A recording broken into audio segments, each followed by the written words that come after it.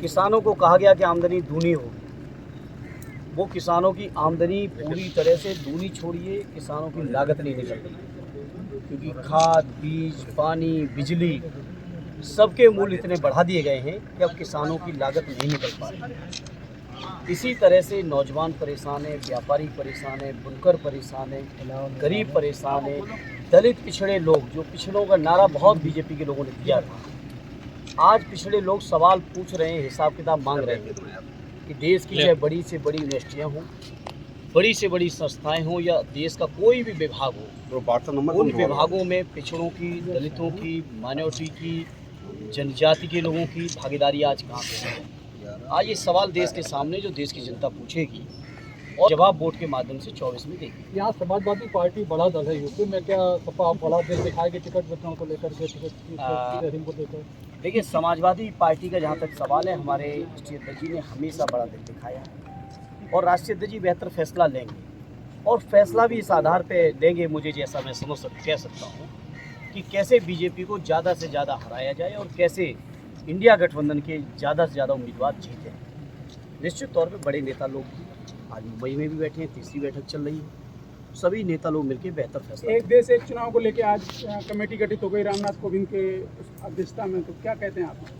देखिए, इसके बारे में मुंबई में चल रही है हमारे पार्टी के राष्ट्रीय अध्यक्ष और पूरे हमारे इंडिया गठबंधन के वरिष्ठ लोग फैसला लेंगे, लेकिन हाँ, इतना ज़रूर हम कह सकते हैं कि जिन लोगों ने 10 साल में कभी एनडीए की बैठक नहीं की थी, पिछली बंगलौर की बैठक के समय 38 दल दिखाए गए, आज जब मुंबई की बैठक चल रही है तो जहां कल लोकसभा के सत्र को आहुति करने की नोटिफिकेशन आया, वहीं आज इस बात को चर्चा को भी बल दिया गया कि एक राष्ट्र एक चुनाव। ये मुझे लग रहा है कहीं ना कहीं घबराहट है इंडिया की। स्पेशल सेशन क्या है? अब ये तो सेशन जिन्होंने बुलाया वो बता सकते हैं, क्या इसके बारे में मैं क्या बताऊंगा। दूसरे मुद्दों मैं तो अभी सदन में भी नहीं हूँ। दूसरे मुद्दों से जानकारी 100% जो इंडिया की बैठक चल रही है मुंबई में, आज कई महत्वपूर्ण फैसले अभी प्रेस कॉन्फ्रेंस के माध्यम से पूरे देश के सामने आएंगे। उन तमाम चीज़ों से घबराहट है बीजेपी। सपा 80 सीटों पे बात कर रही है, समाजवादी पार्टी या इंडिया क्या सोच रही है? अब ये बात तो राष्ट्रीय अध्यक्ष जी बैठे हैं बैठक में, पार्टी के लीडर हैं और भी पार्टियां हैं उनके लीडर हैं, तो बड़े लोग लेंगे फैसला। मैं तो आज आया था, आदरणीय रमाकांत यादव जी जो हमारे 5 बार के विधायक और 4 बार के सांसद रहे, उनसे मिलने आया था। पता नहीं बहुत सस्ती हो रही, जूते तक उतरवा ली गई, शिकायत की थी। देखिए, जहाँ तक मैं उनसे मिल के देख के आया हूँ, जो उनकी गरिमा है, जो उनकी प्रतिष्ठा है, जनप्रतिनिधि हैं, प्रतिनिधि के नाते जो उनको हक, अधिकार, सम्मान मिलना चाहिए, उससे वो पूरी तरह वंचित है। मुझे यहाँ तक पता चला कि जेल की मिलाई चटाई पे बैठ के कराई जा रही है। एक विधायक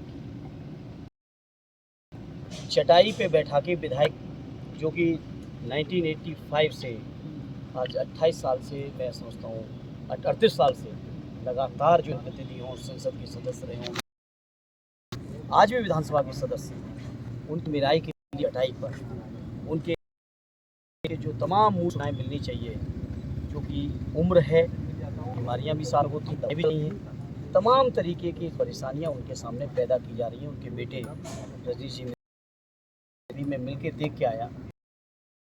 कुकिंग गैस के रेट का दबाव है कि लोग समझते हैं कि जनता को गुमराह कर लेंगे, लेकिन जनता का अब गुमराह नहीं होने वाला। आप कहते थे कि जनता बहुत समझदार है, चाहे वो किसानी कर रही हो, चाहे वो कितना भी कोई भी, लेकिन उनकी नज़र दिल्ली की सरकार की नीतियों, जनता देख रही है कि 400 से 11 पहुंचा के 200 कम करके अगर जनता को गुमराह कर ले जाओगे, जनता को ना घोषी जीत रहा क्या 200% बड़े वोटों से घोषी की जनता आज लोगों को पार्टी को भी धोखा दिया। हापुड़ में वकीलों के ऊपर लाठियों से बर्बरता की गई, वकील की हत्या, लखनऊ में जो है एक सांसद की आवाज़ पे जो किस तरीके से, ये उत्तर प्रदेश की कानून व्यवस्था के कुछ नमूने हैं जो आपने बताया,